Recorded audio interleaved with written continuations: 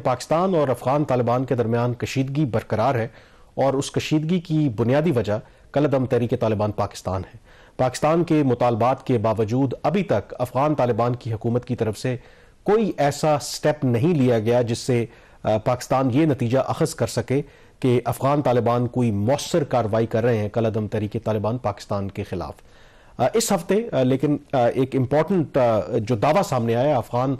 طالبان کے جو عبوری وزیر خارجہ ہیں امیر خان متقی، ان کی ملاقات ہوئی تہران میں جہاں پر ایک کانفرنس ہو رہی تھی فلسطین کے اوپر۔ پاکستان کی طرف سے جو سینیٹر مشاہد حسین سید ہیں انہوں نے وہاں پہ شرکت کی اور ان کے ساتھ ایک ان کی غیر رسمی ملاقات ہوئی۔ ظاہر ہے کہ جو سینیٹر مشاہد حسین سید ہیں وہ حکومت کو ریپرزینٹ نہیں کر رہے تھے اور ان کے ساتھ میری ایک تفصیلی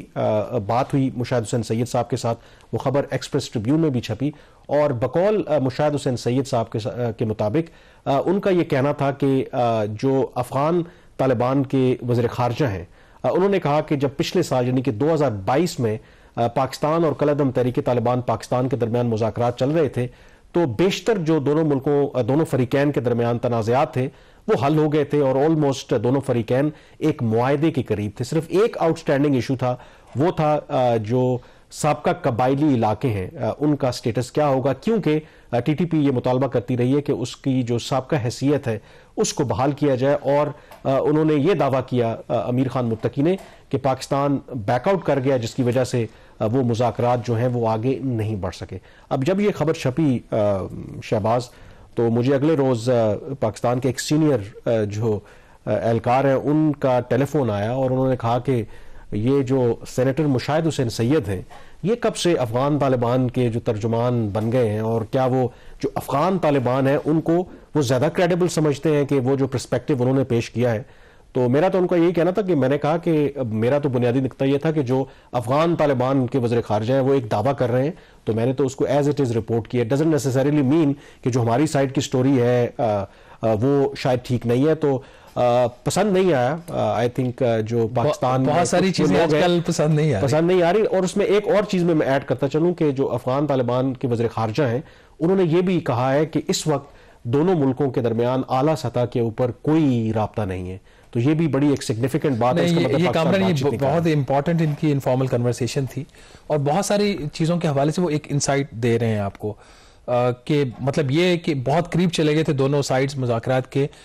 بلکہ کنکلوژن کے ڈیل ہونے والی تھی اور پھر پاکستان نے پل آؤٹ کیا۔ اب پاکستان کے پل آؤٹ کرنے کا جو میں نے آپ کی خبر پڑھی ہے میری تو اس سے یہ اسیسمنٹ ہے یہ کوئی نیگیٹو بات نہیں ہے۔ جب دوسری سائڈ سے کچھ ایسی ڈیمانڈز آ رہی ہوں جو آپ کو ایکسیپٹیبل نہ ہو تو آپ پل آؤٹ کر جاتے ہیں، جیسا کہ ان کی یہ ڈیمانڈ ہے کہ جی فاٹا جو ہے فیڈرل جو آپ کے ٹرائبل ایریاز ہیں ان کو دوبارہ آپ ان کو ایک انڈیپینڈنٹ ان کا جو سٹیٹس تھا جو آئینی ترمیم کے ذریعے ان کو خیبر پختونخوا کا صوبے کا حصہ بنائے گا اس کو ختم کر دیں، تو یہ ڈیمانڈ تو پاکستان ایکسیپٹ نہیں کر سکتا نا۔ پاکستان نے تو 2-3 بڑی شرائط رکھی ہوئی ہیں کہ طالبان جو ہیں جو یہ ٹی ٹی پی جو ہے یہ پاکستان کے آئین کو مانیں گے، یہ آپ ڈسارم ہوں گے، ہتھیار پھینکیں گے اور اس سسٹم کے اندر آ کے بات کریں گے اور اس نظام کو مانیں گے۔ میں یہی آپ کو بتانے لگا تھا کہ جب وہ جو پاکستانی افیشل ہیں انہوں نے یہی کہا کہ یہ افغان طالبان اپنے اوپر سے دباؤ ہٹانے کے لیے اب اس طرح کی باتیں کر رہے ہیں۔ مذاکرات ناکام ہونے کی جو سب سے بڑی وجہ ایک تو پاکستان کو اب بڑا واضح ہے کہ وہ جو مذاکرات جو بھی ٹی ٹی پی کر رہی تھی فیسیلیٹیٹ کیا تھا افغان طالبان نے، اس کی آڑ میں انہوں نے ایک تو اپنے آپ کو ری گروپ کیا، دوسرا جو ان کا آبجیکٹو تھا بڑا لارجر آبجیکٹو جیسے آپ نے اس کی طرف اشارہ کیا کہ جو فاٹا کا مرجر ہے اس کو ختم کرنے کی جب وہ بات کر رہے تھے تو پاکستانی افیشل نے اس پر میں پہلے بھی لکھ چکا ہوں، بات بھی کر چکا ہوں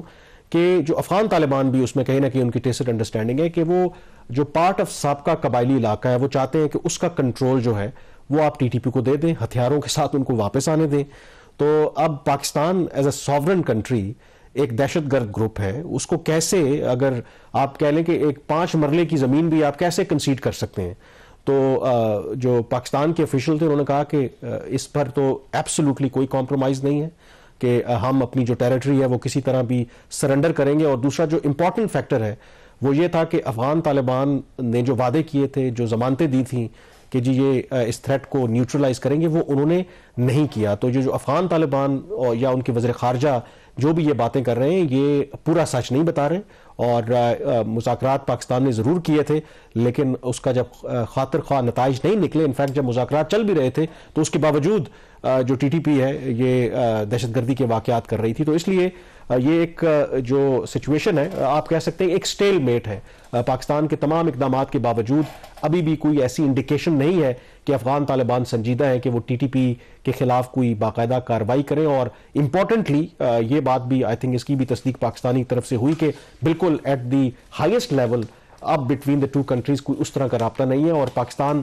جان بوجھ کے یہ رابطہ ان کے ساتھ نہیں کر رہا, کیونکہ ایک میسج بڑا کلیئر ہے کہ آپ کے ساتھ جو نارمل ریلیشن شپ ہے صرف اسی صورت میں ہو سکتے ہیں جب ہمارے جو سیکیورٹی کنسرنز ہیں ٹی ٹی پی کو لے کر کے ان کو ایڈریس کریں گے. یہاں پہ بریک لیں گے, بریک کے بعد ایک اور خبر کے بارے میں بات کریں گے, اور وہ ہے کہ مقبوضہ کشمیر کے جو سابق وزیر اعلیٰ ہیں انہوں نے ایک بڑا تہلکہ خیز بیان دیا. اس ہفتے جو مقبوضہ کشمیر کے سابق وزیر اعلیٰ ہیں فاروق عبداللہ, ان کی طرف سے ایک بیان سامنے آیا ہے جس کی وجہ سے بھارت کے اندر خاص کر کے میڈیا تو تلملا اٹھا, اور انہوں نے تو فاروق عبداللہ کو پاکستان جانے کا مشورہ دیا. اس سے پہلے کہ اس بیان کے بارے میں تبصرہ کریں اور بات کریں کہ اس کا کانٹیکسٹ کیا ہے, میرے خیال میں پہلے سنتے ہیں کہ فاروق عبداللہ صاحب نے کہا کیا ہے. فاروق عبداللہ صاحب کا یہ جو بیان ہے, اس کے بعد جیسے میں نے کہا کہ وہاں کا جو میڈیا ہے ان کو تو وہ پڑ گیا, ان کے جو اینالسٹ ہیں اور جو بی جے پی کے لوگ ہیں, اور انہوں نے کافی تنقید کی. دو حصے ہیں اس اگر فاروق عبداللہ کے اسٹیٹمنٹ کو دیکھیں. ایک تو جیسے ہم بھی خیر سیاست پہ ہم کم ہی بات کرتے ہیں کہ وہ کہتے ہیں کہ اگلے تو جو پرائم منسٹر ہیں وہ نواز شریف ہیں, وہ آ رہے ہیں. رائٹنگ آن دی وال انہوں نے بھی یہی کہا ہے کہ دیکھیں اب نواز شریف جو ہے وہ پرائم منسٹر بننے جا رہے ہیں, اور وہ چیخ چیخ کے یہ کہہ رہے ہیں کہ ہم بھارت کے ساتھ مذاکرات کرنا چاہتے ہیں, اور ہمیں تو سمجھ نہیں آتی کہ بھارت جو ہے وہ مذاکرات کیوں نہیں کرنا چاہتا پاکستان کے ساتھ. اور سگنیفیکنٹ انہوں نے بات کی کہ اگر ہم بات چیت کے ذریعے اس معاملے کو حل نہیں کریں گے تو مقبوضہ کشمیر کا وہی حال ہوگا جو اس وقت غزہ کی صورتحال ہے, یعنی کہ جس طرح اسرائیل بمباری کر رہا ہے وہاں پہ, تو یہ نہ ہو کہ کل بھارت ان کے اوپر بھی بمباری کرے. تو آئی تھنک ایک significant statement coming from a person who is considered pro India, chief minister اور considered pro India, جو اس کو وہ کرتے ہیں. تو اس کا مطلب ہے کہ جو ان کی دیکھیں نا گراؤنڈ ریالٹی ہے, اس کا مطلب ہے کہ جو وہ لوگوں میں اٹھتے بیٹھتے ہیں تو ان کو لوگوں کے سینٹیمنٹ کا پتہ ہے, تو شاید وہ اس کو ریفلیکٹ کر رہے ہیں. دیکھیں ان کے یہ اسٹیٹمنٹ اس کو لائٹ نہیں لینا چاہیے. آئی ہوپ کہ اس پہ فارن آفس نے کچھ ریئیکشن وغیرہ دیا ہوگا یا نہیں, I don't know, but they should give a statement on that کہ اگر مقبوضہ کشمیر کے اندر سے ایسے لوگ بات کر رہے ہیں جو پرو انڈیا سمجھے جاتے ہیں, تو ہمیں اس پہ تھوڑا سا دھیان دینا چاہیے. بٹ اس میں جو امپورٹنٹ پوائنٹ ہے کامران, وہ یہ ہے کہ کیا بھارت واقعی پاکستان سے بات کرنا چاہتا ہے یا نہیں چاہتا. That is the point.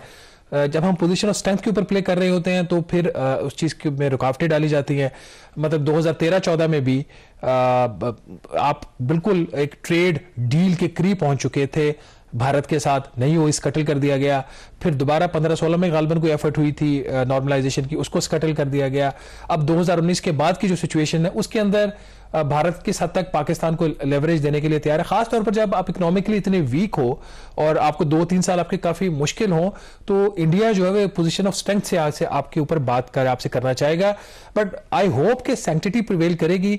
جو بھی پارٹی تو جیتی ہے پاکستان میں, اور دوسری سائڈ پہ جس طریقے سے لگ رہا ہے کہ نریندر مودی جو ہے وہ دوبارہ پرائم منسٹر بن رہے ہیں, وہاں پہ بھی اس قسم کی بات ہو رہی ہے. تو یہ دونوں کے پاس ایک بڑی آئیڈیل ونڈو ہوگی کہ دونوں ان کا جو ہانیمون پیریڈ ہے اس کے اندر وہ کام کر سکتے ہیں. آئیڈیل باتیں کر رہے ہیں, اور فاروق عبداللہ نے بھی یہی بات کی. ان پرنسپل وہ بالکل ٹھیک کہہ رہے ہیں کہ انہوں نے اٹل بہاری واجپئی جو بھارت کے سابق پرائم منسٹر ہیں ان کے بیان کا حوالہ دیا کہ دوست بدلے جا سکتے ہیں لیکن آپ پڑوسیوں کو نہیں بدل سکتے. اور انہوں نے یہ بھی کہا کہ اگر پاکستان اور بھارت کے درمیان اگر دوستی ہوتی ہے, امن ہوتا ہے, تو اس سے دونوں ملکوں کو فائدہ ہوگا. دونوں ملک جو ترقی کرنا چاہتے ہیں اس ترقی کی جو رفتار ہے اس میں اضافہ ہوگا. لیکن امپورٹنٹ یہ ہے کہ کیا اس وقت